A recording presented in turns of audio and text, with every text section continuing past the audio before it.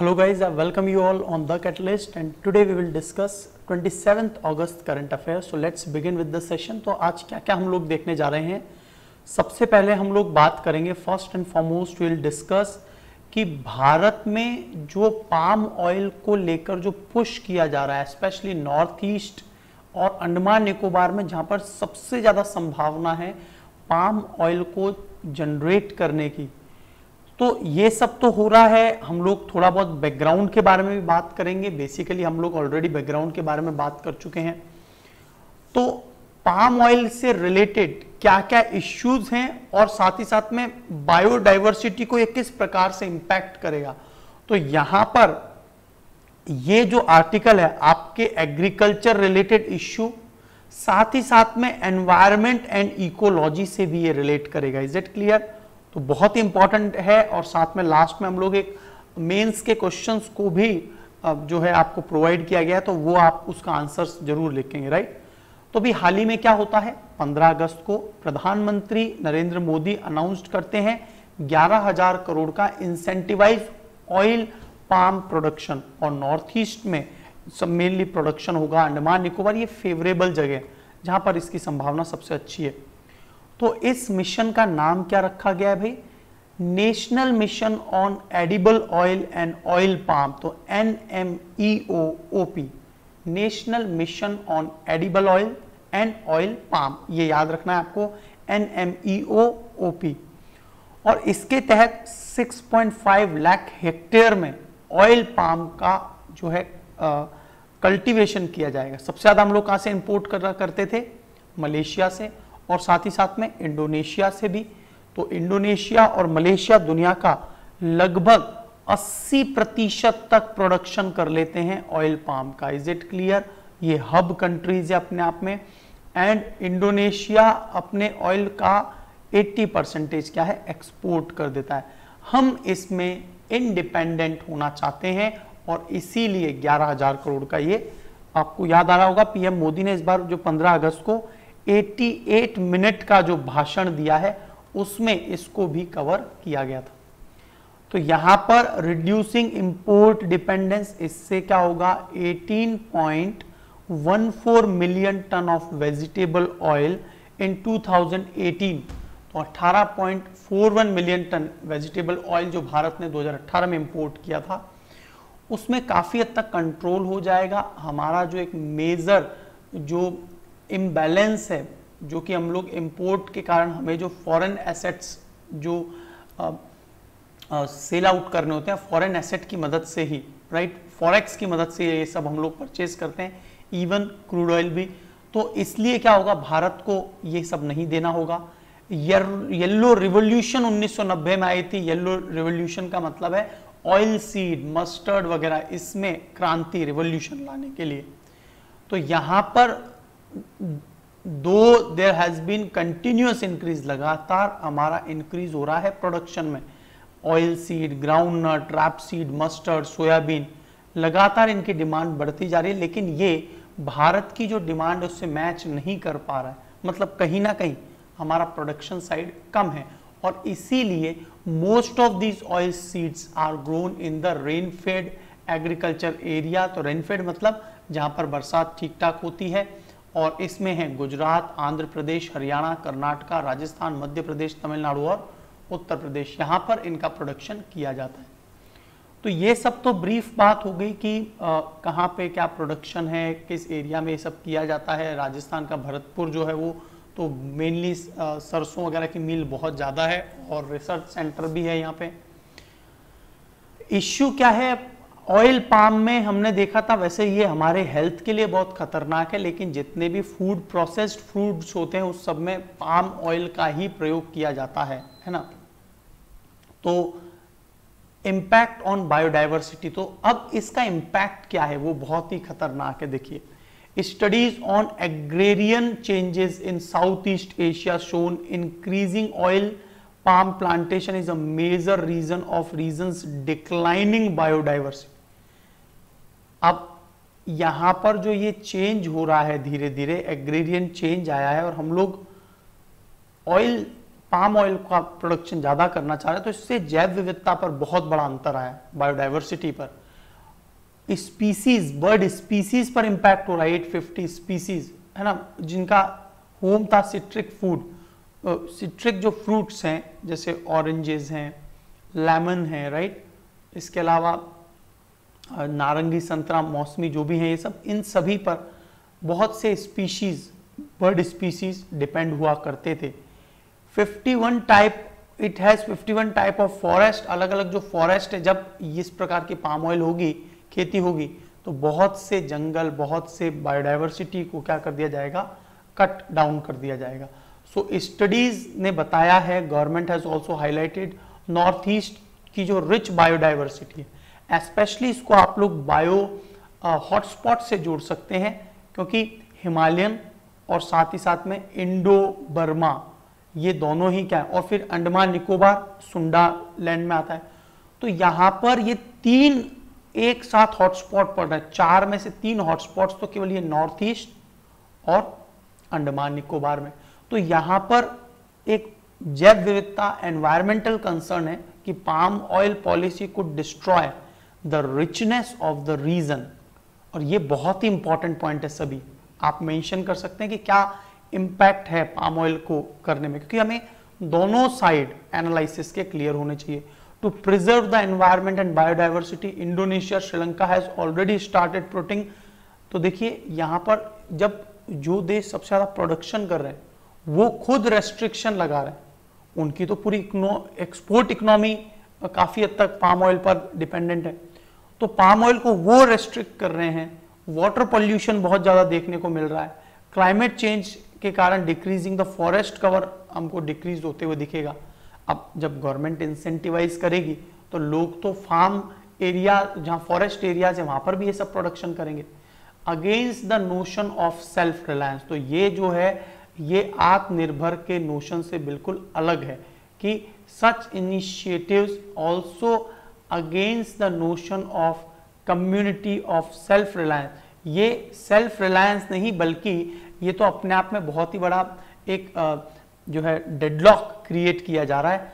और एक तरफ तो हम लोग भूटान की बात करते हैं, भूटान में 66% तक क्या है, 1 है, वहीं दूसरी तरफ हम इंडिया की बात करें 33% होना चाहिए था, वो भी करंट में IFSR की जो 2019 की रिपोर्ट है उसके अनुसार 24% ही IFSR के अनुसार है। तो उसके बाद भी हम लोग इन पैटर्न को पूरी तरह से चेंज कर देंगे। हम लोग कैंपा की बात करें तो ये अपने आप में पैटर्न ठीक नहीं है। So against the commitment of sustainable agriculture, palm oil को के ट्रीज को तो ये देश भी इंटरेस्टेड नहीं है, वो लोग रेस्ट्रिक्शन लगा रहे हैं, तो हम इतना ज्यादा प्रोडक्शन करेंगे तो यहाँ पर कहीं ना कहीं बहुत सारे इंपैक्ट जो है उनको भी इवेल्युएट कर, कई बार यही हो रहा है। देखिए आज की तारीख में हम जो इश्यूज को समझ नहीं पा रहे वो यही है कि लगातार गवर्नमेंट बिल्स, नई नई स्कीम्स लेकर आ रही है, लेकिन क्या वो पार्लियामेंट्री कमेटी में जा रहे हैं, क्या वो एनालिसिस के लिए जा रहे हैं, क्या उनका मल्टीफोल्ड डायमेंशंस जहां पर ये डिस्कशन होना चाहिए था वो हो रहा है? यदि ये सब कुछ केस नहीं हो रहा है तो इनका जो इम्पैक्ट है, इनका जो ओवरऑल इम्पैक्ट है, और फिर इन सब के क्यूमुलेटिव ये जो बिल्स पास हो जाते हैं, इनका क्यूमुलेटिव लॉन्ग टर्म इम्पैक्ट ये कितना भयावह अपैलिंग होगा, वी कैन अंडरस्टैंड, हम बिल्कुल समझ सकते हैं इस बात को। So against the commitment of sustainable agriculture है ये, और making the agriculture more productive, sustainable, remunerative and climate resilient, ये एजेंडा होना चाहिए कि एग्रीकल्चर को प्रोडक्टिव बनाया जाए, सस्टेनेबल बनाया जाए, रेम्यूनरेटिव बनाया जाए, क्लाइमेट रेजिलियंट बनाया जाए। और इन सब के लिए सबसे इंपॉर्टेंट फैक्ट क्या है कि जिस प्रकार से इंटर्न्स होते हैं जैसे MBA इंजीनियरिंग में, तो उसी प्रकार से जो स्टूडेंट्स हैं जो एग्रीकल्चर में ग्रेजुएशन कर रहे हैं, पोस्ट ग्रेजुएशन कर रहे हैं, PhD कर रहे हैं, उन्हें विलेजेस और उनके एनवायरनमेंट के साथ जोड़कर और उनको प्रोडक्टिव काम में लगाया जाना चाहिए। बहुत ज़्यादा ये सुना जाता है कि जो एग्रीकल्चरल ऑफिसर्स हैं वो केवल और केवल क्या है, ग्राउंड लेवल पर जाते नहीं हैं, केवल ड्राइंग रूम, केवल कुछ फोटोज खिंचवा लेना, कुछ मेन फार्मर्स को बोलना, there is no discussion regarding कि किस प्रकार से क्लाइमेट रेजिलिएंट क्रॉप हो। तो ये सब जो इम्पैक्ट है वो हमें जो है इम्प्लीमेंटेशन साइड में करने होंगे साथ में। palm oil mission instead aim at achieving complete transformation in the farming system of north east। तो ये पूरी तरह से जो है ना फार्मिंग सिस्टम को चेंज कर देगा, राइट। वो आज भी ट्रेडिशनल टेक्निक्स को यूज करते हैं और इसलिए क्या होगा, बहुत सी स्पीशीज, प्लांट स्पीशीज उनको इम्पैक्ट होने वाला है। Studies also shows that case of variation in global palm oil prices, तो ये जो ग्लोबल पाम ऑयल प्राइसेस में वेरिएशंस होते हैं, house hold dependent on palm oil cultivation became vulnerable. तो कभी बहुत ज्यादा हो गया तो अच्छी बात है, कम हो गया तब क्या होगा। तो ये जो अप्स एंड डाउन से ये बैलेंस अप्रोच में रहे। तो यहां पर आपके लिए क्वेश्चन है कि India depend on import for its vegetable oil requirement to a larger extent, बहुत बड़ी मात्रा में हम लोग वेजिटेबल ऑयल के आयात पर निर्भर करते हैं। What are the step taken by the government, क्या स्टेप लिए जाएं कि ये डिपेंडेंस कम हो जाए। Can oil palm cultivation in India be a solution, और क्या ऑयल पाम कल्टीवेशन एक सॉल्यूशन है। क्रिटिकली एनालिसिस लिख दिया तो आपको ये सारे पॉइंट्स मेंशन करने होंगे कि बायोडाइवर्सिटी पर एनवायरमेंटल कंसर्न क्या है, राइट। और ये भी पूछा जा सकता है what are the environmental concern regarding the oil farming, right, palm oil farming. तो ये भी क्वेश्चन आप जरूर आंसर दीजिए, दोनों ही के आंसर आपको लिखने हैं। इज इट क्लियर, क्या आज की बात सारी क्लियर है अब तक। कंक्लूजन ये है, similar environmental and political outcome can not be rule out in India. भाई सिमिलर एनवायरमेंट एंड पॉलिटिकल जो आउटकम है उसको रूल्ड आउट नहीं किया जा सकता, उसको उस कंसर्न पर भी तो देखिए। जब हम अपने आंसर राइटिंग में बात करते हैं कि historical, political, environmental, scientific, economical, right, ethical, ये सब इश्यूज को हम देखते हैं। तो जब ये इतनी बड़ी स्कीम्स बनाते समय इस इश्यूज को, फॉरेस्ट के इश्यूज को क्यों नहीं कंसर्न करते। और उस सब में डेमोक्रेसी तो आपको मैंने बता ही दिया किस प्रकार से पार्लियामेंट्री स्टैंडिंग कमेटी इनके पास जो है डिटेल्ड एनालिसिस के लिए जाता ही नहीं है बिल। तो ये अपने आप में ठीक नहीं चल रहा है, इसको थोड़ा सा अब तो परिवर्तन लाना होगा। Apart from the possible hazardous impact of the northeast India, such trend could have negative implication on farmer income। और इससे क्या होगा, किसानों की आय में बहुत नेगेटिव इंप्लीकेशन आएगा, हेल्थ, फूड सिक्योरिटी। अब देखिए मैं आपको एक एग्जांपल बताता हूँ, मध्य प्रदेश का एग्जांपल ले लीजिए। मध्य प्रदेश में बहुत ज्यादा मात्रा में सोयाबीन का उत्पादन हो रहा है। सोयाबीन 5 से 10 साल में उस पूरे खेत को बर्बाद कर देता है। तो बजाय कि मुर्गी के पेट को फाड़कर सभी अंडे एक साथ निकाल लेना, जो कि संभव नहीं है, there should be a solution of sustainable farming. तो यहां पर सतत जो फार्मिंग चलती रहे, इस पर ध्यान देना होगा। Is it clear. चलिए अगला टॉपिक आ गया आपके सामने। अभी एक बहुत बड़ा इश्यू क्रिएट हो गया है, दैट इज आर्कटिक कॉपरेशन। तो जरूरी है क्योंकि रशिया अपनी खींचतान करता है, यूएस अपनी खींचतान करता है, और जो आर्कटिक जो नॉर्थ पोल है वहां पर आजकल परमाफ्रॉस्ट वो भी पिघलता हुआ जा रहा है। तो इस एरिया को विशेष एक प्रोविजन की आवश्यकता है और आर्कटिक कॉपरेशन, सहयोग की आवश्यकता है क्लाइमेट चेंज को। तो ये एक इंटरनेशनल इश्यूज से रिलेटेड, एग्रीमेंट ग्रुपिंग से रिलेटेड ये टॉपिक है। तो it is tempting to view, ये देखने में बड़ा आकर्षित लगता है, the current geopolitics of Arctic through the lenses of great power competition, कि यहां पर आज की तारीख में यूएसए, यूरोपियन यूनियन, रशिया, ये सभी जो हैं अपने इंटरेस्ट को लेकर इनएविटेबल कॉन्फ्लिक्ट, कभी ना खत्म होने वाला अपरिहार्य इंटरेस्ट जो कॉन्फ्लिक्ट है वो चल रहा है। तो ये खत्म होना बहुत जरूरी है। अब करंट जियोपॉलिटिक्स क्या है आर्कटिक को लेकर, अपने आप में यूएस रशिया को लेकर देखिए, हिस्टोरिकल बैकग्राउंड को भी समझेंगे। तो जो नाटो है और रशिया, इनका आपस में टेंशन समय समय पर बढ़ता रहता है, घटता रहता है। कोल्ड वॉर में भी ऐसा ही हुआ, और 2007 में हार्मनी जब ब्रोकन हो गई, जब रशिया के जो एक्सप्लोरर थे, जो खोजकर्ता थे, planted their flag on sea bed of 4200 metre below the North Pole in the articulate Moscow's claim on Arctic. तो 2007 में जब रशिया ने अपना हिस्सा बता दिया था आर्कटिक एरिया के बहुत से बड़े भाग को, राइट, तो बिलो द नॉर्थ पोल। तो ये जो चीजें हैं अपने आप में क्या है, जैसे अंटार्कटिका है, नो मैंस लैंड है, साथ ही साथ में फ्री लैंड है, मतलब किसी एक देश का कंट्रोल नहीं है, कुछ इसी प्रकार का यहां भी होना चाहिए। तो इस तरह के मूव्स जो है वो प्रोवोक करते हैं, एग्रेंडाइज करते हैं एक दूसरे को, देश को, और रीजनल टेंशन जो है, जब रशिया यूक्रेन में बढ़ी तब भी क्या हुआ, आपस में आर्कटिक जो ये देश हैं उनमें बहुत ज्यादा एक फूट देखने को मिली। Consequently relation of US and Russia reach to their lowest point again, अभी फिर से लोएस्ट पॉइंट पर ही चल रहे हैं। तो 5 जो आर्कटिक लिटोरल स्टेट्स हैं, जिनमें एक तो कनाडा है, कनाडा तो अपना शांत और वो कई बार क्या चीजों को बहुत ही लाइटली नहीं लेता है, एनवायरमेंटल कंसर्न को बहुत ही सीरियसली लेता है। डेनमार्क इसलिए क्योंकि ग्रीनलैंड पूरा हिस्सा आ गया, डेनमार्क कोपेनहेगन जो है राजधानी उसी का कंट्रोल है। Norway, Russia and USA, USA का अलास्का वाला भाग।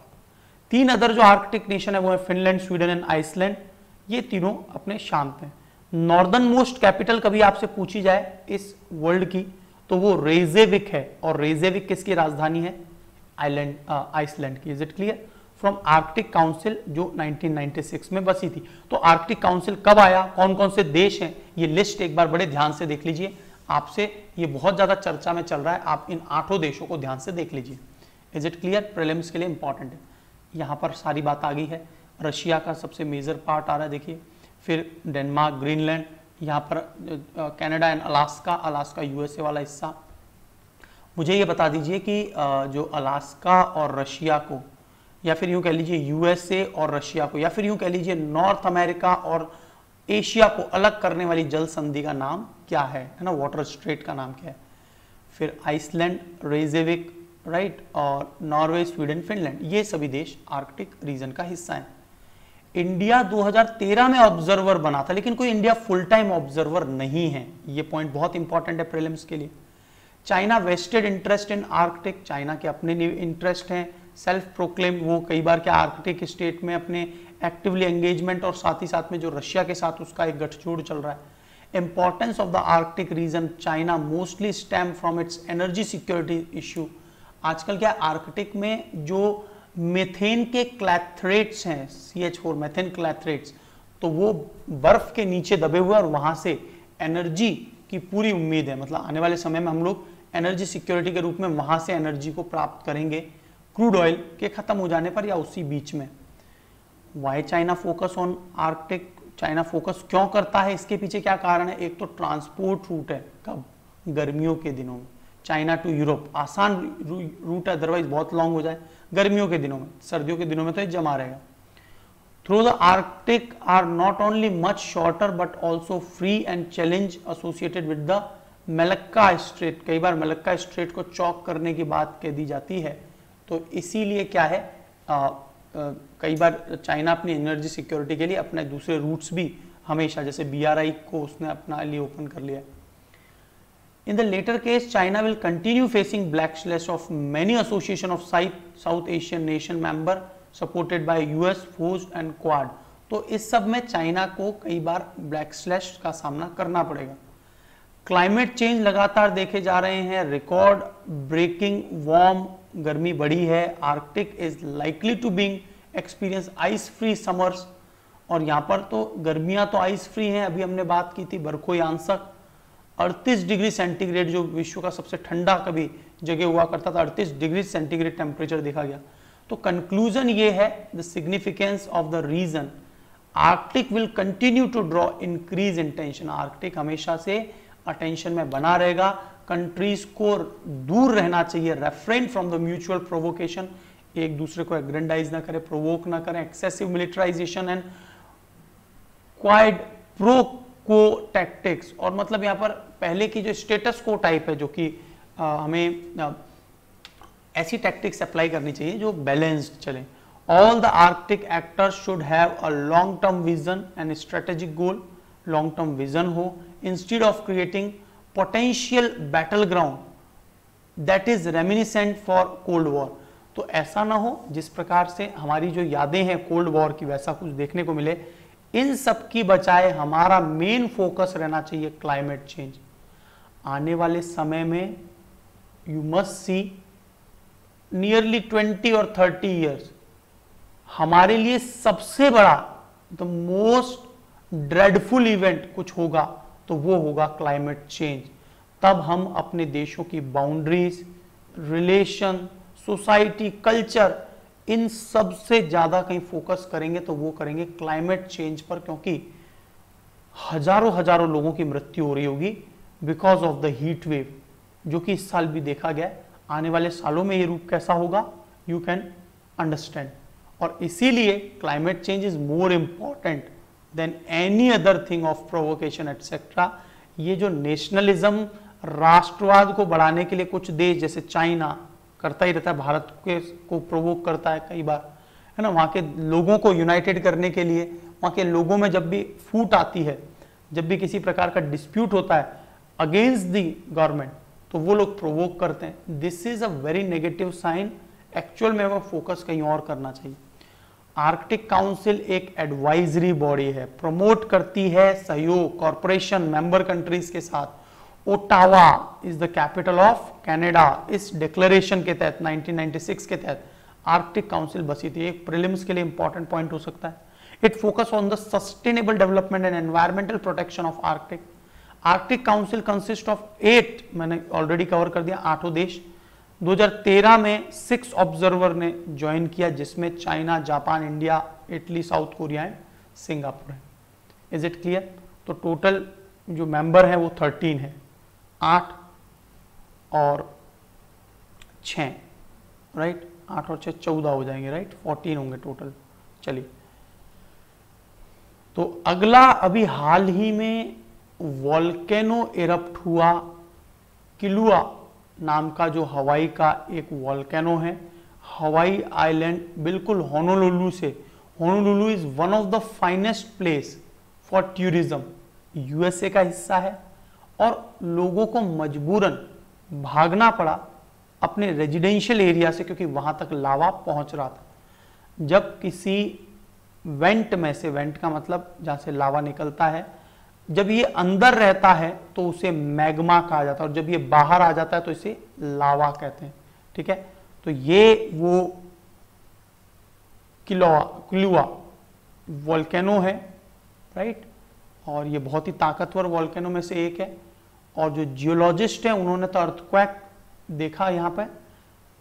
किलुआ वॉल्केनो 200 माइल दूर है होनोलुलु, जो कि अपने आप में एक टूरिस्ट सेक्टर है, बहुत बड़ा आइलैंड है। वर्ल्ड्स मोस्ट एक्टिव वॉल्केनो में से एक है ये। Have erupted 34 times since 1952। ये जो आपको जो फिगर दिख रहा है ना, ऐसा का ऐसा एक क्वेश्चन बैरन आइलैंड पर भी पूछा गया था यूपीएससी के द्वारा। अभी मैं आपको वो कवर करने वाला हूं। In Hawaiian tradition Kilauea is home to the volcano goddess Pele. तो ये गॉडेस पेले यहाँ पर भगवान के नाम से यहाँ पर पूजा जाता है ना। और 1986 से 2018 के बीच में it is erupted, almost continuously erupt हो रहा है। ये stream of lava covered with farm homes तक पहुंच जाता है। At the end of the decade long eruption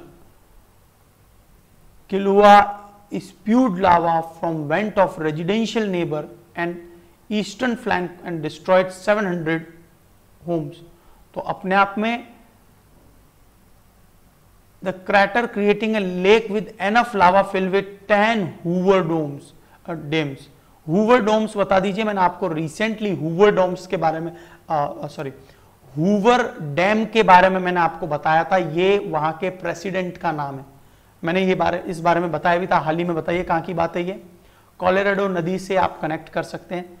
so that eruption ended. तो इतने बड़े डैम को 10 बार फिल कर दे, इतना ज्यादा लावा निकलता है। सोचिए what impact the people are facing there.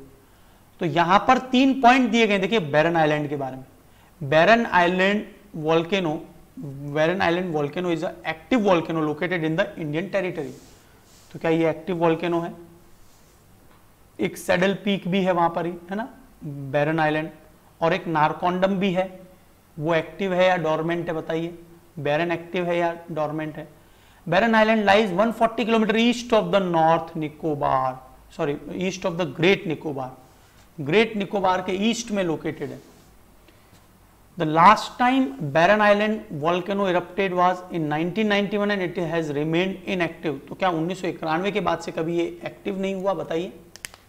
तो इसी प्रकार का ये क्वेश्चन हमने देखा कि पिछले हमने रिसेंटली क्या देखा किलुआ के बारे में कि 1952 से 34 बार ये इरप्ट हो चुका है। कुछ इसी प्रकार का प्रश्न यहाँ पर पूछा गया है। तो देखिए आंसर क्या है बताइए, which one will be the correct answer. Pause कर लीजिए। देखिए 1991 के बाद में 1995 में भी वॉल्केनिक इरप्शन हुआ था, इसीलिए थर्ड पॉइंट तो गलत है। थर्ड पॉइंट गलत, थर्ड पॉइंट गलत और थर्ड पॉइंट गलत। यदि ऐसा है तो बहुत ही सिंपली आंसर क्या आ गया, सेकंड। तो ऑब्वियसली फिर क्या होगा, नहीं माना जाएगा क्योंकि केवल एक ही ऑप्शन बच रहा है। The correct answer is a. तो ये वैसे भी गलत आंसर है, पॉइंट गलत है बिल्कुल। बैरन आइलैंड जो है एक एक्टिव वॉल्केनो है इंडियन टेरिटरी में। Barren Island volcano became active in March 1991, 1991 में। सेकेंड फेज इरप्शन 1995 में हुआ। So it means third statement is wrong, absolutely wrong, right. और अंडमान सी से ये 140 किलोमीटर नॉर्थ ईस्ट में है, port Blair of port Blair, not the Great Nicobar. So Andaman Island is only historic active volcano along with north-south trending volcano are extended between Sumatra and Burma. Sumatra और Burma के बीच में ये एकमात्र ऐसा active volcano 354 metre high island पर located है and depth is about 2250। Barren Island volcano is the remote uninhabited, जहां पर कोई लोग नहीं रहते हैं, कंट्रीज ईस्टर्न कोस्ट में पाया जाता है 150 years until it saw major eruption in 1991.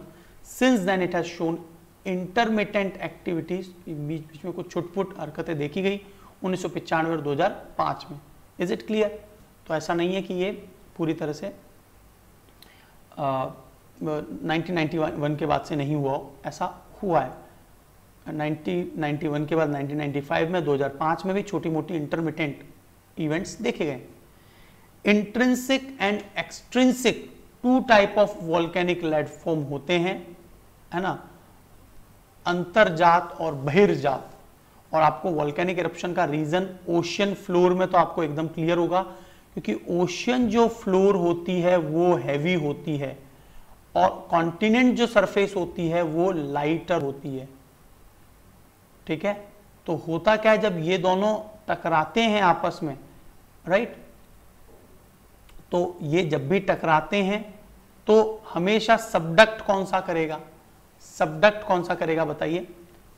तो ये आपके लिए मैं एक प्रश्न छोड़कर जा रहा हूं, आपने जरूर पढ़ा होगा, जब भी continental surface and oceanic plate आपस में टकराती हैं, आपको पता है हैवी प्लेट ओशियन की है और लाइटर प्लेट है कॉन्टिनेंट की, तो बताइए कौन सी प्लेट सबडक्ट करेगी। और जब सबडक्ट करती है तो ये यहां पर जो है एस्थेनोस्फीयर से गर्म लावा ऊपर की ओर आता है और यहां पर एक वेंट जैसा बन जाता है ओशियन फ्लोर पे, कुछ इस प्रकार का।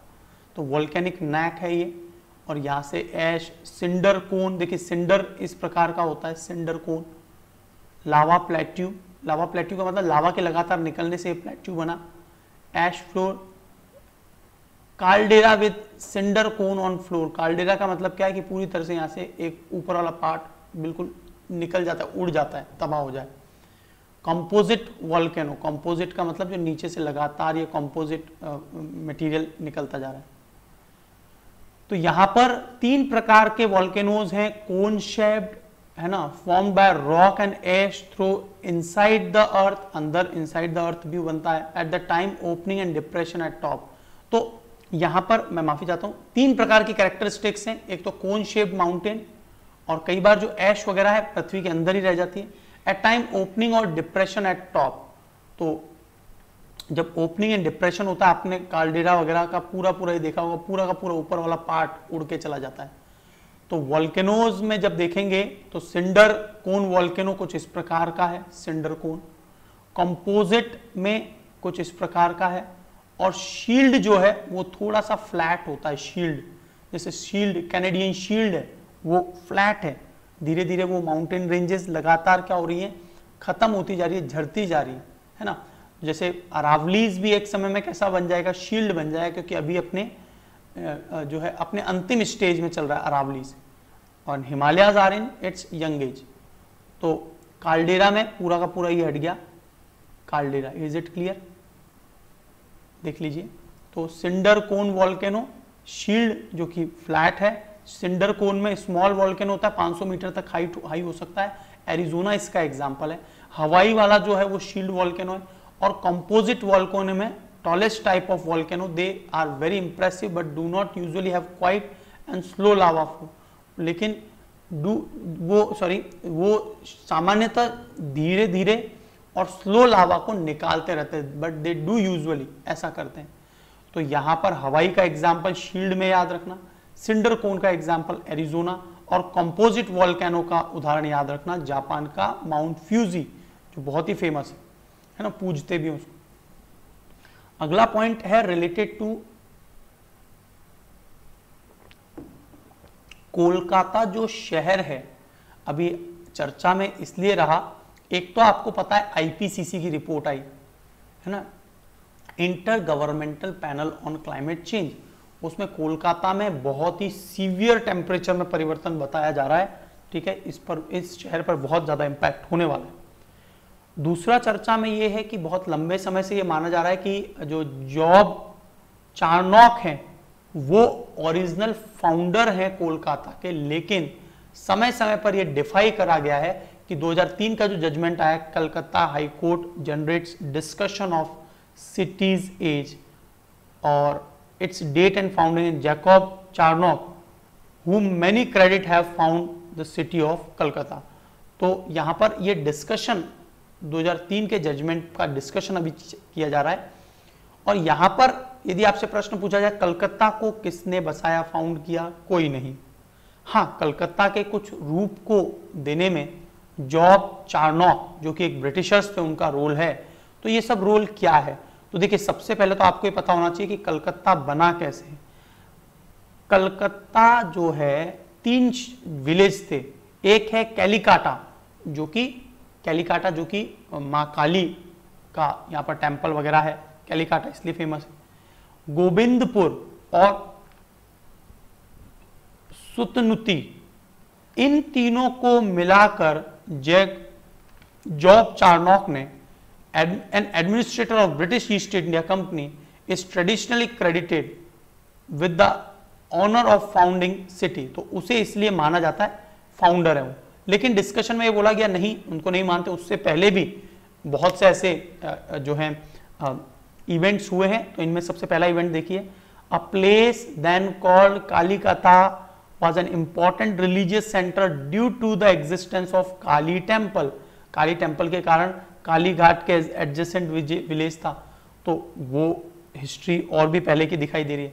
उसके बाद में एक व्यक्ति थे विप्रसाद पिपिलाइज, Magnus opus.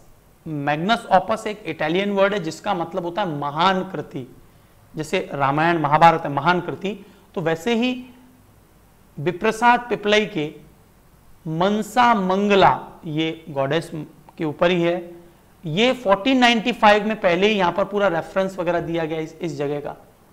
Abu Fazal Aine Akbari dating 1596 also mention the place.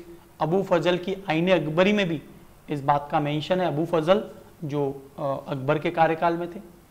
सबरना Roy Chowdhury family was granted the jagirdari of Kalikata by the emperor of Jahangir in 1608। तो अब हम ये कैसे कह दें कि जैकब चार्नॉक का ही रोल है, इज इट क्लियर। तो जैकब चार्नॉक तो उस सब के बाद में थे, 1630 टू 1693 एक इंग्लिश एडमिनिस्ट्रेटर थे। He was one of the, तो देखिए कई बार क्या है, इस प्रकार के हिस्टोरिकल बैकग्राउंड शहरों के पूछे जाते हैं और पूछे गए, और इसीलिए आपको कोलकाता का इतिहास पता होना चाहिए। भारत का one of the largest city है। This view challenge 2003 Calcutta high court declare that ought not be regarded as the founder. तो जॉब चार्नॉक को हम फाउंडर एक्सेप्ट नहीं कर सकते। Charnock was entrusted with procuring company's saltpetre and appointed the centre of trade Patna in Bihar. तो इन्हें तो केवल इसलिए इंटरेस्ट करके बनाया गया था। तो लेकिन आपको जॉब चारनोक के बारे में जरूर याद रखना है कि उनके बारे में क्या कथन सत्य है, ये भी पूछा जा सकता है ना। आपके मॉडर्न हिस्ट्री में क्वेश्चंस आ सकते हैं। Beginning of urbanization, establishment of government house 1767, lottery commission in 1817 were other important development in the city history. और जो गवर्नमेंट हाउस बना 1768 में, लॉटरी कमीशन आया और इंपॉर्टेंट डेवलपमेंट हुए, और उस समय पर यहाँ पर अर्बन लैंडस्केप, मोर डिफाइंड कॉन्टोर्स इत्यादि स्थापित हुआ। अंग्रेजों के समय में तो इसको पूरा व्हाइट वॉश सिटी थी ये अपने आप में, मतलब व्हाइट कलरफुल थी, इसीलिए इसको व्हाइट सिटी के नाम से भी जाना जाता था। This commission was entirely responsible to setting up of cities, road, street and lane.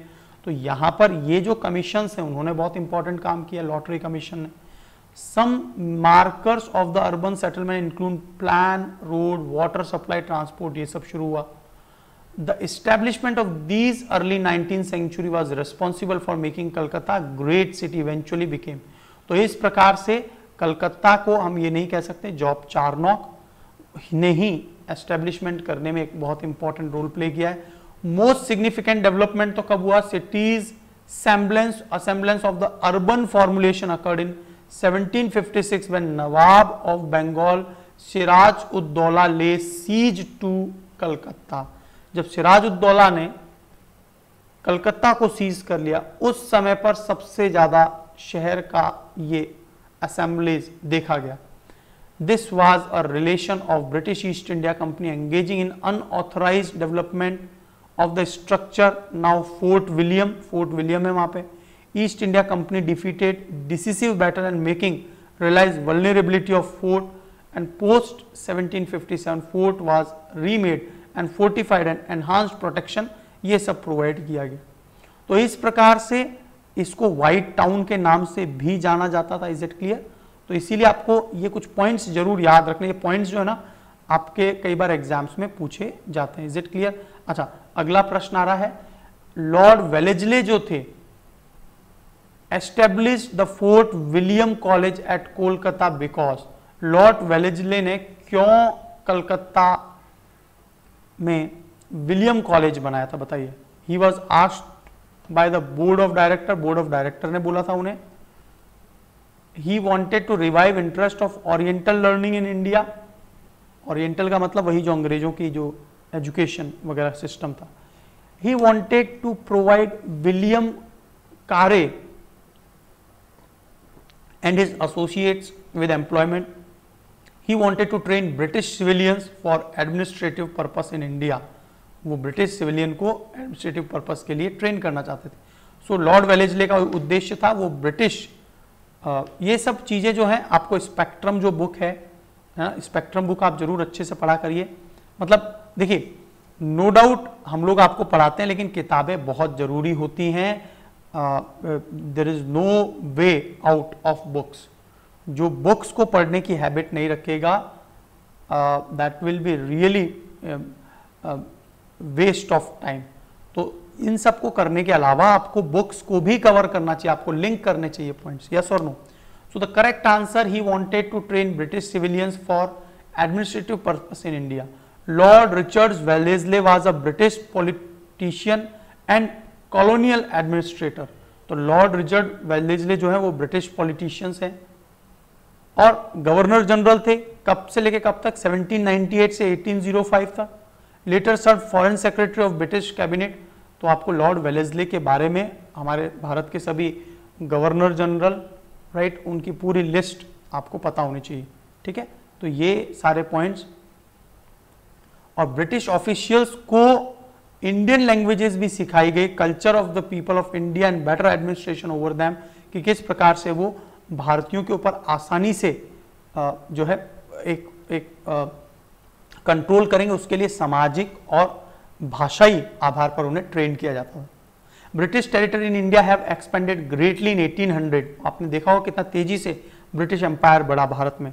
Organised administration required, और इसीलिए न सिर्फ ब्रिटिशर्स बल्कि इंडियंस को भी उन्होंने ट्रेन करना स्टार्ट किया। लॉर्ड रिचर्ड वेलेस्ले ने ही फोर्ट विलियम कॉलेज की स्थापना की कलकत्ता में, बहुत इंपॉर्टेंट पॉइंट है, राइट। और East India Company college at Haileybury England was established for the purpose of training British officials and Fort William College continue to center of learning of language। तो ये आपको जरूर याद रखना है, ठीक है। चलिए, सुजलाम कैंपेन एक बहुत इंपॉर्टेंट कैंपेन है। मिनिस्ट्री ऑफ जल शक्ति ने सुजलाम 100 दिन का कैंपेन क्रिएट किया है open defecation free plus villages के लिए, undertaking the waste water management at village level. तो ओपन डेफिकेशन तो फ्री हो चुका है भारत, मोस्ट ऑफ द जो स्टेट्स हैं वो फ्री हो चुके हैं।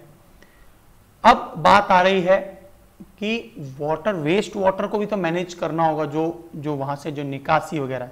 तो ये सुजलाम कैंपेन है। Activities that will organize in village under the campaign include, क्या क्या इंक्लूडेड है? एक तो यहां पर ऑर्गेनाइजिंग कम्युनिटी कंसल्टेशन, मतलब कम्युनिटी में आपस में कंसल्ट किया जाए, खुली बैठक हो, ग्राम सभा हो, और करंट सिचुएशन जो कि सैनिटाइजेशन की, या फिर यूं कह लीजिए कि जो हाइजीनिसिटी की, उस कंडीशन पर डिस्कशन किया जाता है।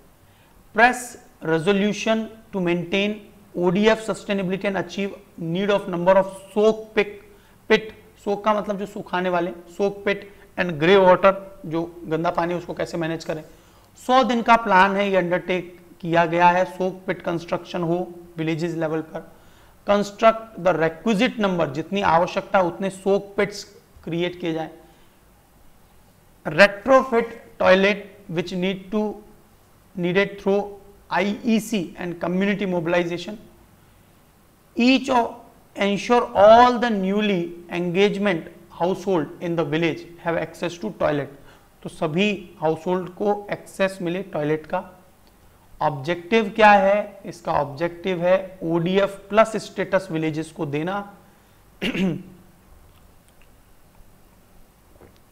जिसमें ODF स्टेटस तो ऑलरेडी मिल गया है। Campaign will not build desired infrastructure soak pit for management of grey water in village but will also aid in sustainable management of water bodies.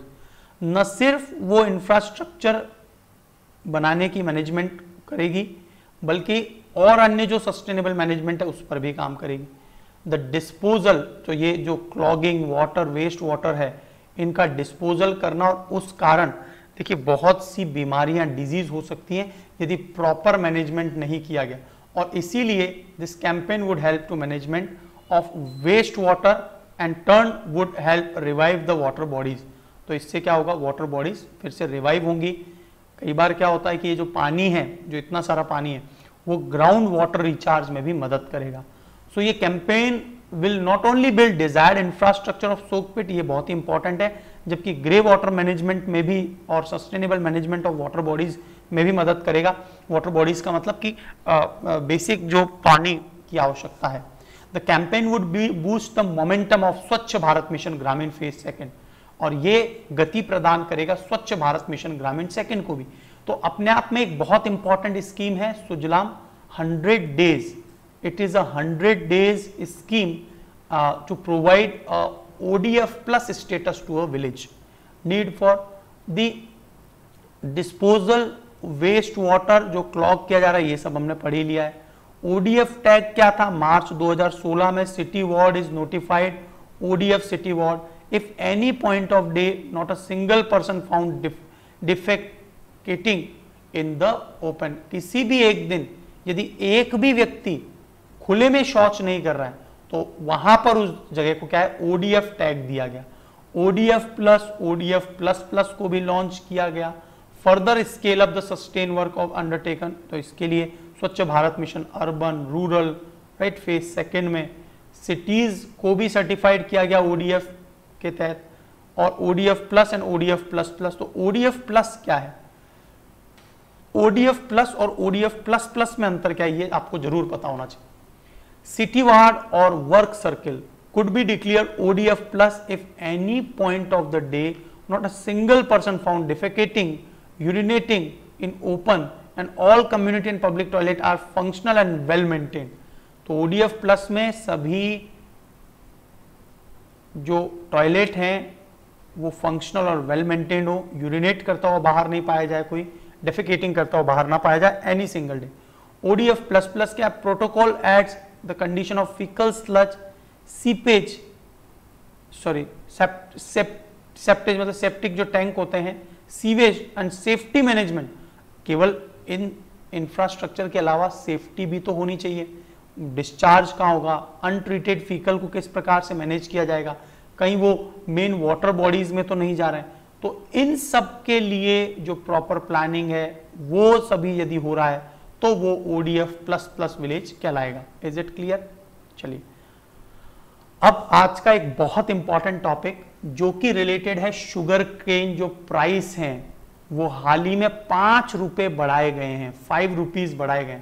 इसका मैं आपको जो इन्फोग्राफिक्स है वो अभी एंड ऑफ द सेशन में बहुत अच्छे इन्फोग्राफिक्स पर हम लोग डिस्कस करेंगे, तो वहां पर उसको क्लियर भी करूंगा।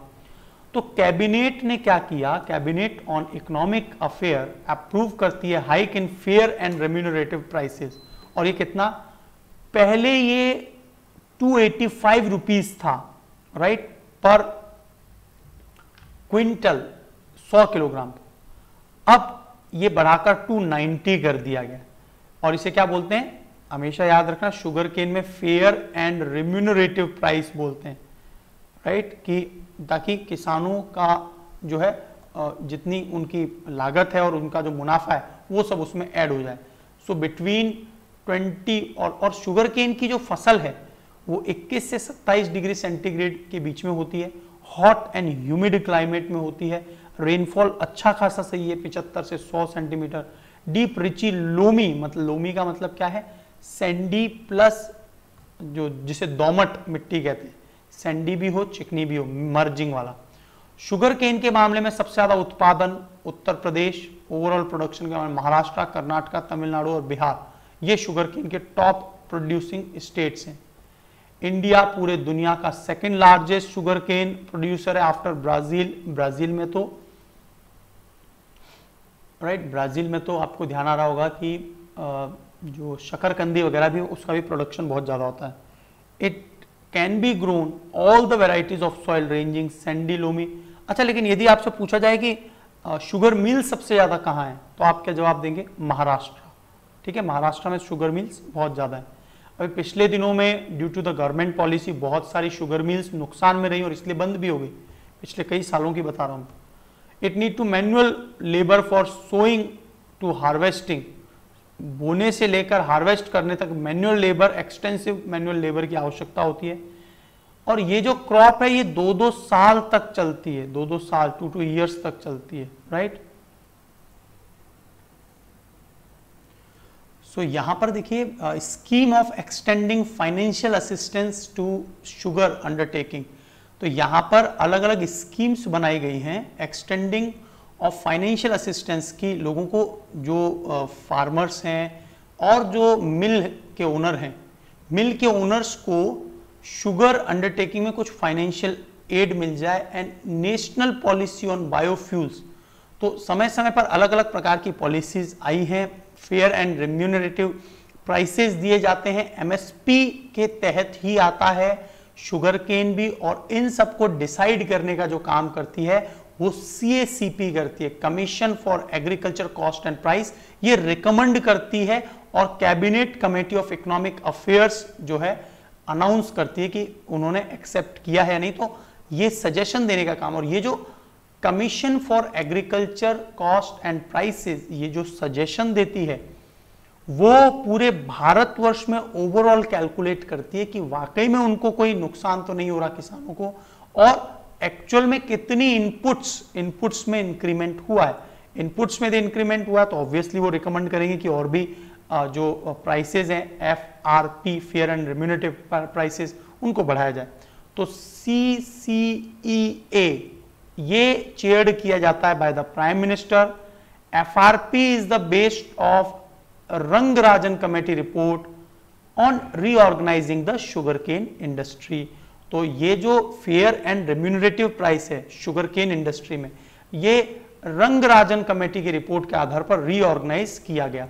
तो यहां पर बात यह है कि 5 रुपए जो दाम है वो मतलब नॉट दाम, बेसिकली 5 रुपए एफआरपी में इंक्रीज किए गए। स्टेट लेवल पर भी स्टेट एडवाइज प्राइसेस होते हैं एसएपी, और वो भी अनाउंस किया जाता है। और स्टेट लेवल पर यही prices recently we have discuss that in Punjab में ये जो प्राइसेस हैं वो बहुत कम चल रहे हैं, और 2017 से अब तक prices of sugarcane was not increased, and that is why the protest is going on, और इसीलिए वहां पर प्रोटेस्ट का इश्यू एक देखने को मिल रहा है रिलेटेड टू दी शुगरकेन।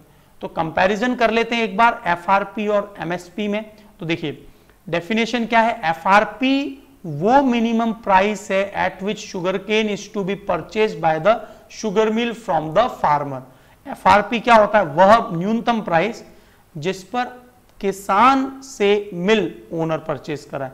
जबकि एमएसपी क्या होता है, वह मिनिमम प्राइस ऑफ क्रॉप जो गवर्नमेंट कंसीडर करता है रेम्यूनरेटिव हो कम से कम इतना फार्मर्स के लिए, और जो एपीएमसीज मंडी वगैरह एजेंसीज है वो इससे नीचे के दाम पर, इवन रिकमेंडेशन तो ये भी होती है कि जो इंटरमीडियरीज बिचौलिए भी हैं वो भी इस दाम से नीचे चीजों को ना खरीदे। लेकिन we have discussed that only, बहुत सी रिपोर्ट्स में आया कि ओनली 6% ही एमएसपी पर गवर्नमेंट को बेच पाता है किसान, और वो भी कौन से किसान है, पंजाब, हरियाणा और उत्तर प्रदेश के कुछ किसान।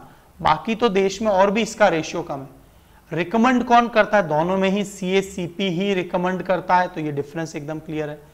ये पर्टिकुलरली केवल शुगर केन पर ही मैंडेटेड है, जबकि आपको एमएसपी की बात करें तो 14 क्रॉप है खरीफ की और 6 रबी की, तो ये याद रखना 14 + 6, जिसमें 7 है सेरियल्स, मतलब जो खाद्यान्न फसलें होती है जैसे गेहूं, चावल, राइट, बार्ले, पैडी, ज्वार, बाजरा, मक्का, रागी, और पल्स 5 प्रकार की दालें। ये सब पॉइंट याद रखना, 7 प्रकार के सेरियल्स, 5, ये सब प्रश्न पहले इस पे अलग अलग प्रकार से पूछे गए और इसीलिए आपको ये सब याद रखना है। पल्सेस, दालें, ग्राम, अरहर, तूर, जिसको एक ही बोलते हैं, अरहर की सबसे इंपॉर्टेंट फेमस होती है दाल, तो मूंग, उड़द और लेंटिल।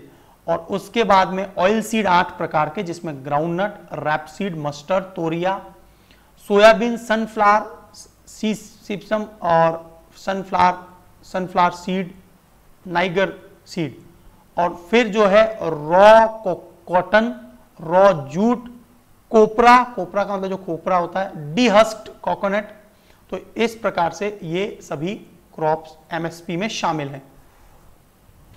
फैक्टर्स क्या क्या कंसीडर किए जाते हैं, कॉस्ट ऑफ प्रोडक्शन कितना लगा शुगर केन में, return to growers from alternative crops, और रिटर्न ऑन ग्रोअर्स जो अल्टरनेटिव क्रॉप्स है उन पर कितना रिटर्न मिला, and the general trend of prices of agricultural commodities, कि ओवरऑल कहीं दूसरी कमोडिटीज में तो प्राइस ज्यादा नहीं है, यदि उनमें प्राइसेस ज्यादा मिलने लग जाएगा किसानों को तो automatically they will switch from sugar cane से स्विच कर जाएंगे, तो इसीलिए उसको भी देखना होता है। तो एक ये फिगर एक्स्ट्रा फिगर है, याद रखना, ठीक है।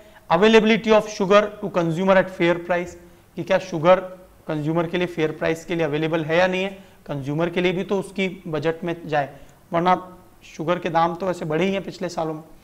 Price at which sugar produce from sugar cane is sold by sugar producer, तो जो प्राइस है शुगर के वो शुगर केन के सोल्ड कहते हैं शुगर प्रोड्यूसर के द्वारा। Recovery of sugar from sugar cane and realisation made from the sale of by product molasses. कई बार क्या है, देखिए आपको पता होगा इनके बाय प्रोडक्ट्स भी हैं, इवन शुगर केन का प्रयोग तो हम लोग बायोडीजल के अंदर या यूं कह लीजिए इथेनॉल प्रोडक्शन में भी करते हैं, तो उसका कितना प्रॉफिट है। Reasonable margin for the grower of sugar cane on account of risk and profit, सबको मिलाकर ओवरऑल मार्जिन कितना बचता है। वहीं एमएसपी को कैसे डिसाइड किया जाता है, सप्लाई एंड डिमांड पूरे भारत देश की नोटिस की जाती है, supply and demand situation, market price trend क्या रहा है domestic and global, right, implication for the consumers क्या रहे हैं, environment, soil and water use, ये कितना यूज हो रहा है, and terms of trade between agriculture and non agricultural sector, की टर्म्स ऑफ ट्रेड किस प्रकार से एग्रीकल्चर और नॉन एग्रीकल्चर सेक्टर में ओवरऑल जो एक प्राइस बढ़ा है, इन्फ्लेशन बढ़ा है, उसका क्या इंपैक्ट, ठीक है। तो लीगल बैकिंग यहां पर क्या की गई है, the pricing of sugar cane governed by statutory provision of sugar cane control order 1966।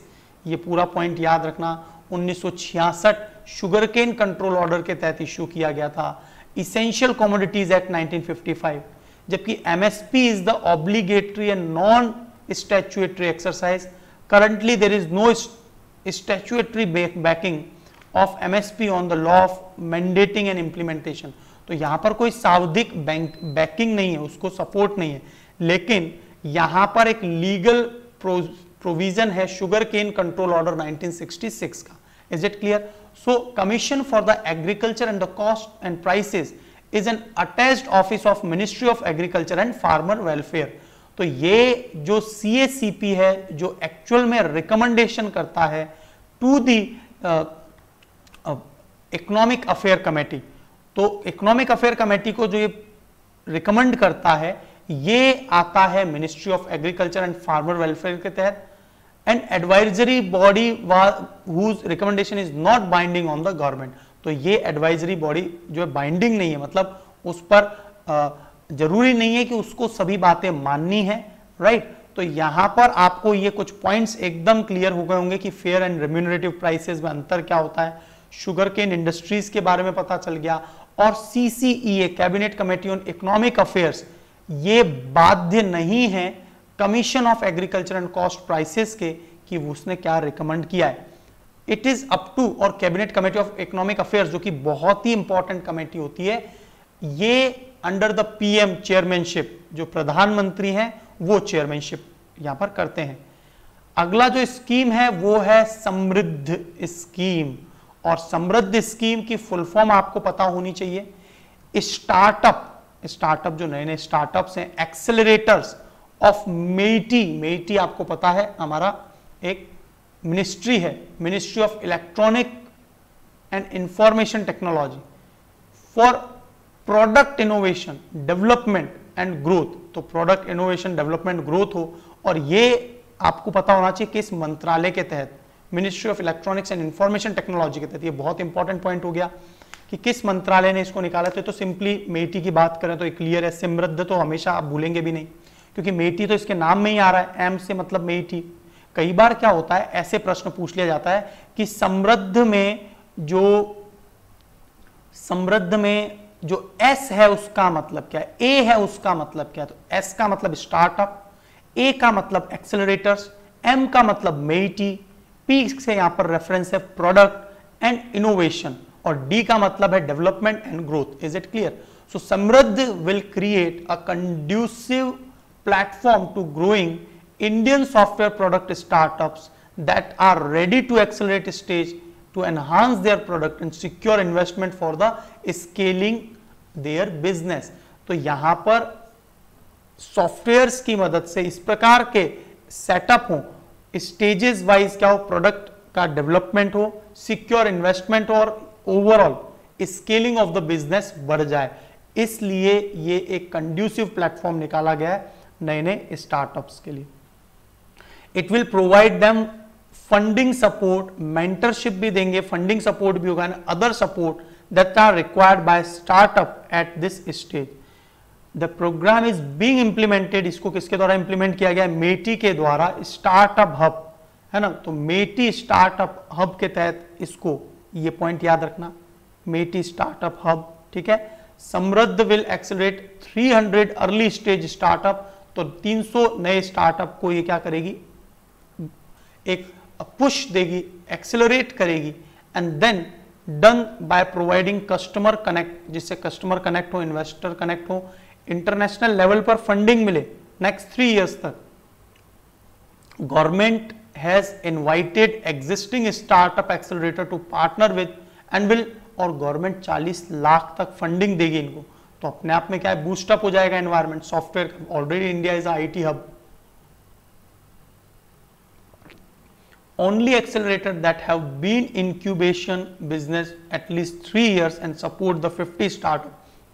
तो पिछले सालों में बहुत मदद मिली है इन्हें, 10 having non-public business and able to apply the scheme, and they must also operate in India and necessary space and infrastructure is eligible. तो necessary space and infrastructure to be eligible, तो उसके लिए भी वो एलिजिबल है, उन्हें space infrastructure वगैरह दिया जाएगा। इस प्रकार से एक्सेलरेट किया जाएगा। तो मेटी स्टार्टअप हब ये जिसके तहत ये इंप्लीमेंट किया जा रहा है, इज इट क्लियर? यहां पर आपको मैंने एक बात बताई थी कि ये प्रोग्राम जो है मेटी स्टार्टअप हब के द्वारा इंप्लीमेंट किया जा रहा है। तो मेटी स्टार्टअप हब को joint hand with India accelerator under MeitY's flagship programme सोमा के तहत इसने हाथ मिलाए हैं, India accelerator under MeitY flagship, which aim to promote deep tech startup in country, ताकि गहरे स्टार्टअप है ना गहराई के साथ में बन सके, उनको इसी प्रकार की फंडिंग नहीं मिल रही तो वो सपोर्ट मिले। MeitY startup is a initiative of MeitY that aim to promote startup in country, जो प्रमोट करेगा स्टार्टअप्स को, इनोवेशन को, टेक्नोलॉजी को, ठीक है। विजन यही है, इंटेलेक्चुअल प्रॉपर्टी के बिहाफ पर। MSH will act national coordination, facilitation, monitoring centre होगा, integrate all the incubation centres क्या होते हैं जहां पर एक्चुअल में ये सब प्रोजेक्ट्स की फाइल, इंक्यूबेशन का मतलब ये है कि जहां पर ये एक्चुअल में डेवलपमेंट हो रहा होगा, उस तरह के incubation centre, startup and innovation related activities ये सब होगी ऑफ मेटी। हाल ही में फाइनेंस मिनिस्ट्री ने उभरते सितारे फंड क्रिएट किया है to support the export oriented micro small and medium enterprises, जो सूक्ष्म लघु और मध्यम एंटरप्राइजेज हैं उनमें उभरते सितारे मतलब जो अच्छा करेंगे, ऑब्वियसली नाम से ही पता चल रहा है। इन्वेस्टमेंट फंड सेटअप किया है बाय एक्जिम। एक्जिम बैंक का नाम क्या है? Export import bank. और सिडबी क्या है? Small industrial development bank of India. तो आपको मुझे बताना है सिडबी का मुख्यालय कहां है, एक्जिम बैंक का मुख्यालय कहां है, headquarter of SIDBI and EXIM. Is it clear? तो जितने भी बैंक्स हैं उनके हेडक्वार्टर आपको जरूर पता होने चाहिए। Anything alternative to tradition form investment, categorise alternative investment fund, venture capitals जो होते हैं, वेंचर का मतलब जिसमें खतरा भी हो थोड़ा, hedge fund, private equity fund, commodity fund, debt fund, infrastructure fund. So India's AIF are defined by Securities and Exchange Board of India. तो ये जो अल्टरनेटिव फंड्स हैं इसको सेबी के तहत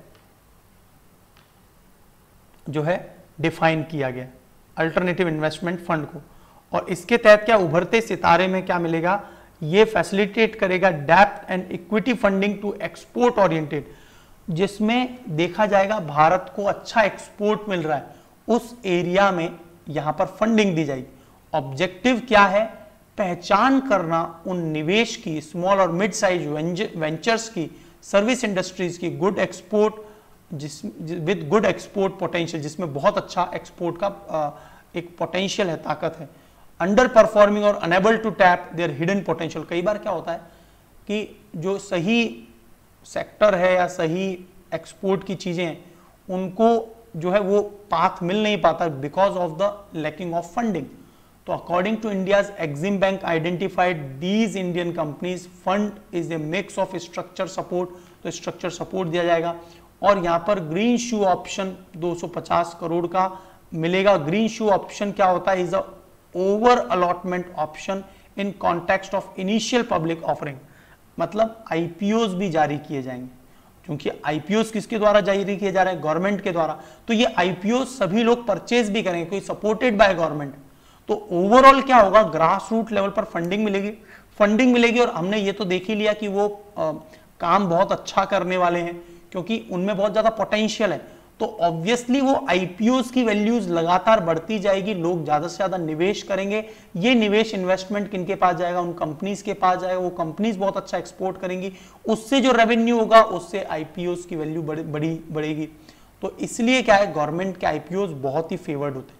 it is a provision in an underwritten agreement that grant the underwriter and right to sell investors more share than initial plan.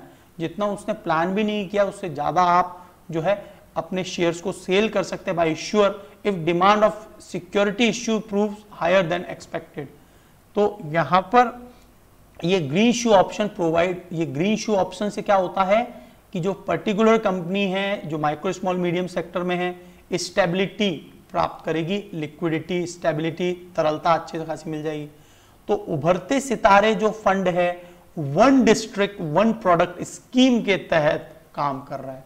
याद आ रहा है आपको 736 जो जिले हैं, यदि प्रत्येक जिले में एक प्रोडक्ट अच्छा हो, मतलब समझ रहे हैं, जैसे हम लोग बात करें मुजफ्फरनगर की शाही लीची बहुत फेमस, अल्फांसो आम महाराष्ट्र के पर्टिकुलर डिस्ट्रिक्ट में बहुत फेमस है, ठीक है, डिंडीगुल लॉक्स तमिलनाडु।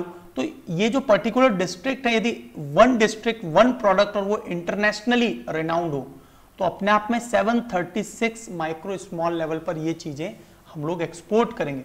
इसी तरह का एक सजेशन मतलब हो सकता है एग्रीकल्चर में भी, कि एग्रीकल्चर प्रोडक्ट जो है ना पर्टिकुलर एक डिस्ट्रिक्ट का पर्टिकुलर एक क्रॉप हो जो वो इंटेंसिव फार्मिंग उसकी करे, तो उससे भी प्रोडक्शन बहुत हाई हो सकता है।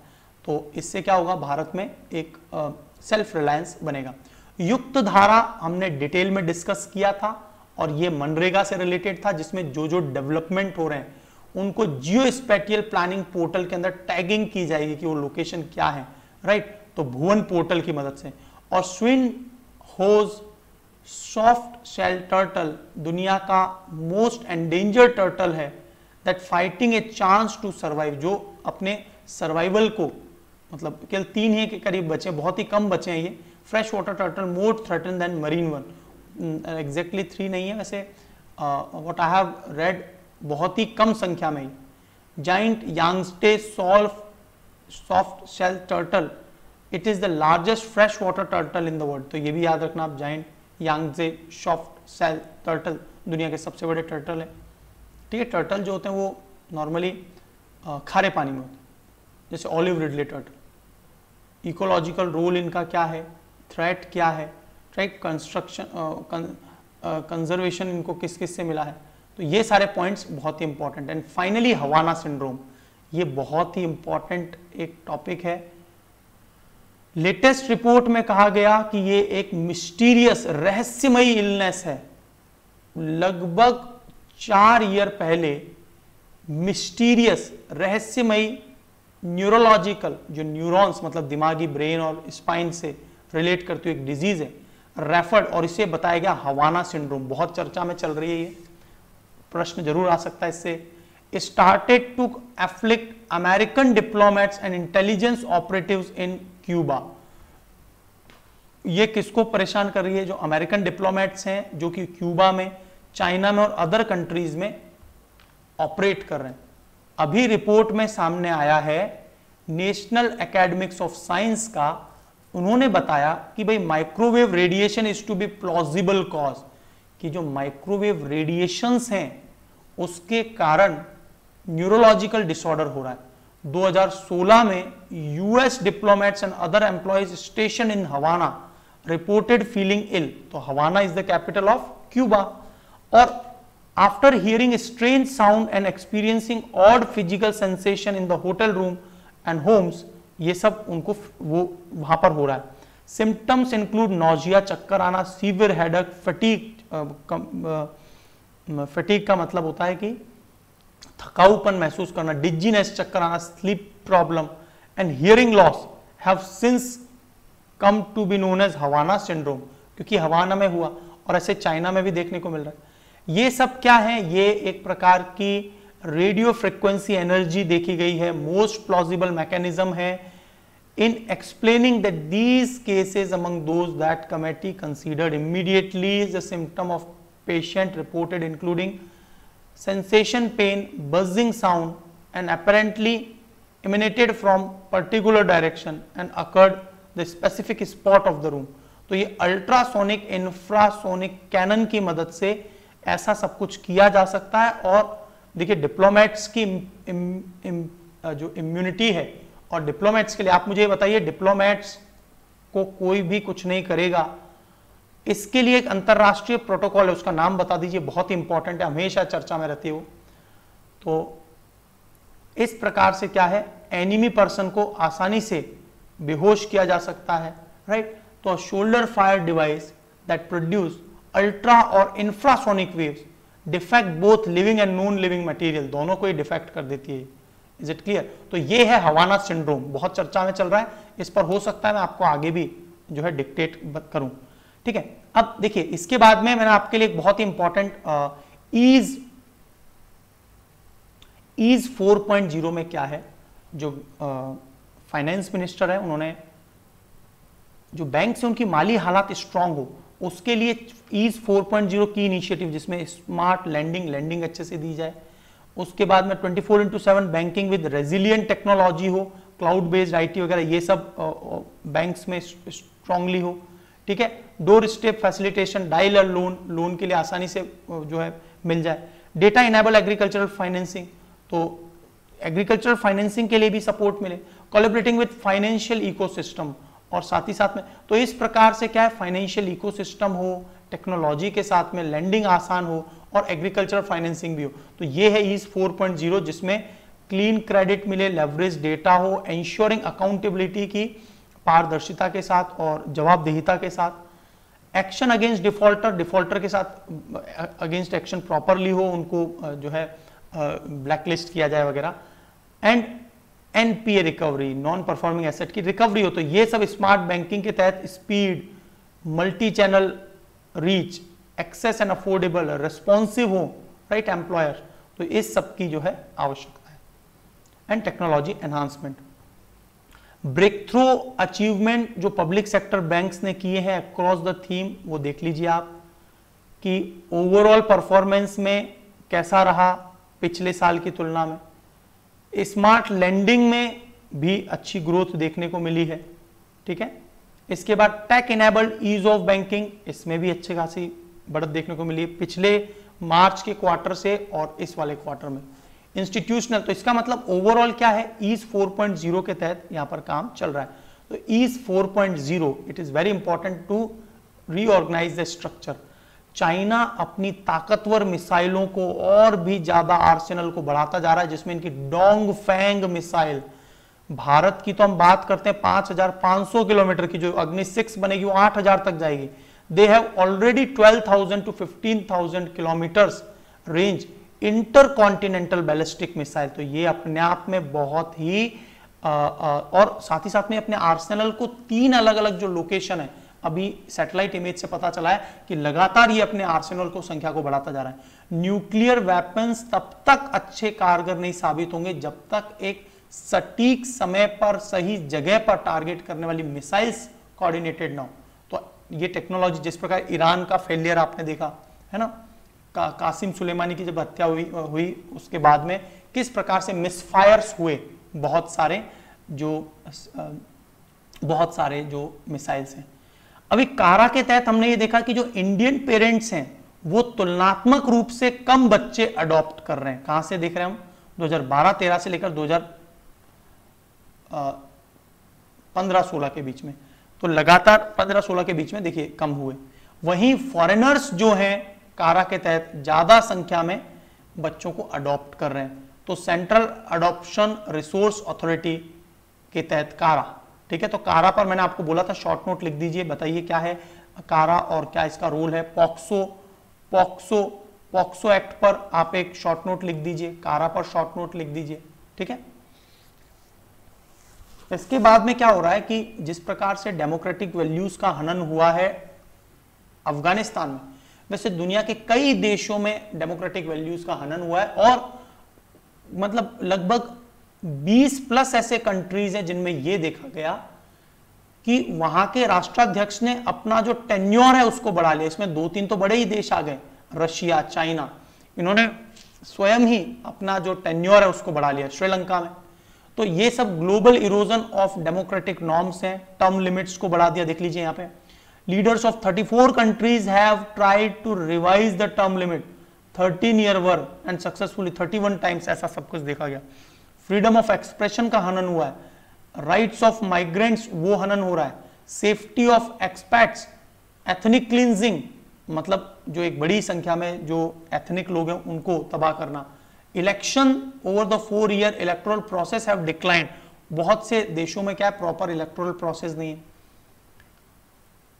देखिए आने वाले समय में जो ब्लू कॉलर्स जॉब है, ब्लू कॉलर जॉब, तो सबसे पहले तो पता होना चाहिए ब्लू कॉलर जॉब क्या होती है। देखिए ब्लू कॉलर जॉब 1920 में टर्म आई, उसके अंदर क्या होता है कि जो ये खुले में इंडस्ट्रीज वगैरह में जो काम करने वाले जो वर्कर लेबर्स होते हैं उनको ब्लू कॉलर कहा जाता है।